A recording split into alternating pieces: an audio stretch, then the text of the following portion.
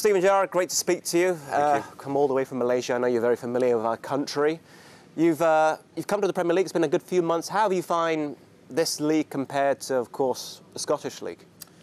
Well, obviously very different. You know, we're talking about one of the best leagues in the world, if not the best. So, yeah, listen, I had a great time up in Scotland. I really enjoyed my time up there. But when the opportunity came to come and be part of the Premier League again, because I knew the league exceptionally well from being a player, it was an opportunity I didn't want to turn down. So, yeah, I'm enjoying my time.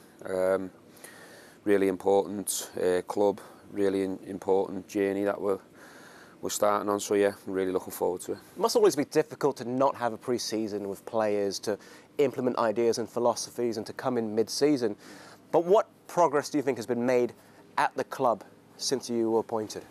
Yeah, I think you're right. It is a challenge. It's never easy, you know, coming into a club and then all of a sudden you're playing a game within 4 or 5 days. Yeah, that was always a big challenge. But to be fair to the boys, they deserve a lot of credit because the first remit, first part of the job was to stay away from the dangerous area of the league, which was the relegation zone. We were 2 points above it. So the first plan was to, you know, steer the team and the club away from that. We've managed to do that, but also we have managed to implement a style, and I think the boys are enjoying it. It's a work in progress. There's still a lot of areas we want to improve. But yeah, we're really happy where we are right now. We're content. We've got 2 games to go. We want to try and get as many points as we can to stay in the middle of the table. And then with a strong pre-season and you know, some decent recruitment, we're hoping to be a stronger outfit next year. You've already done a bit of recruitment yourself. Coutinho, your former teammate. What's it like managing someone that you shared a pitch with? Is it strange at first?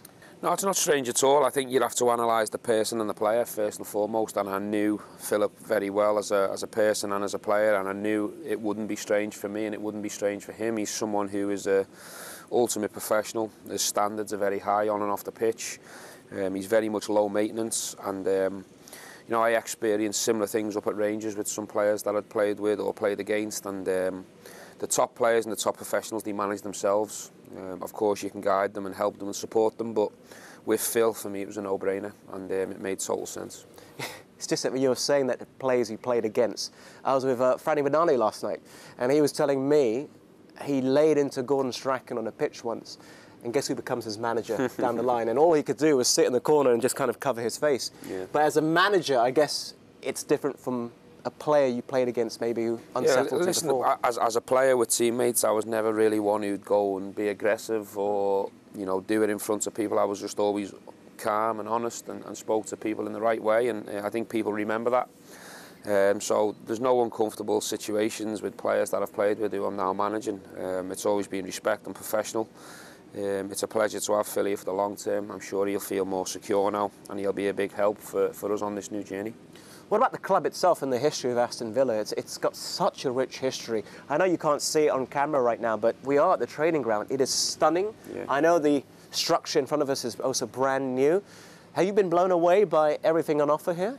Well, I was well aware of how big the club was. You know, the fan base was top drawer. I think there's over 20,000 waiting for season tickets here.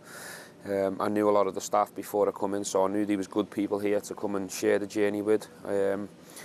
And listen, it was a no-brainer for me with the opportunity to be back in the Premier League with one of the most traditional clubs full of history. It was something that I wanted to be part of, and yeah, it's a real privilege to be here, and I want to make the most of it and make sure that we turn it into a successful time. Yeah, I'm sure you're also looking at improving players on an individual level, like BUENDIA, for example. Do you see him being a crucial part of your plans moving forward, having a good pre-season with him and so forth? Yeah, listen, I don't think it's a time to speak about individual players, but BUENDIA is a fantastic player, big talent. We've used him a lot. You know, he's been involved in every game that he's been fit and available for. We want to have as many attacking options as we can. He's very much all in. He's bought into what we're doing. I think he's enjoying it. So yeah, you know, we want as many good players as we can have, and BUENDIA is certainly a part of that. What about the squad as a whole? How important is it for you to implement your DNA in terms of recruitment in the summer? I'm not asking you to name names, just players that you feel would fit the system you want to play. Yeah, well, listen, I think you inherit a team and a squad that obviously the previous manager or managers or coaching staff have obviously had a big influence of how they've shaped that squad and that team. So it takes time for me to put my own stamp on things. From a football point of view, your identity, your style, your philosophy, the way you want it to look.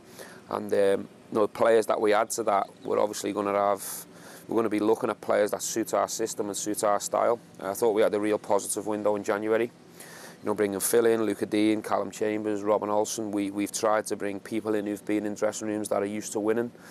People that bring real pedigree, that are going to help the team and improve the team. We don't want to recruit for quantity.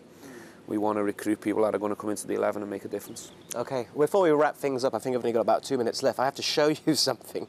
I almost met you earlier this season, but this went viral in Malaysia, so I'm just going to play it for you. That's me, Emile Heskey and David James talking, and who steps in behind? Yeah. It's you. 2 ex-teammates of mine. And then I can't believe you never asked me a few questions there, and then you missed the boat, didn't you? Do you know why I didn't do that? What? It was Omicron time. So I was told I'm not allowed to say anything unless you say anything. Next time if I see it on the side, I'll come and say hello to you as well, because I know you now as well, don't I? We've personally met, exactly. It's been an absolute pleasure. All the best for, the last week of the season. Thank you. Cheers, appreciate it.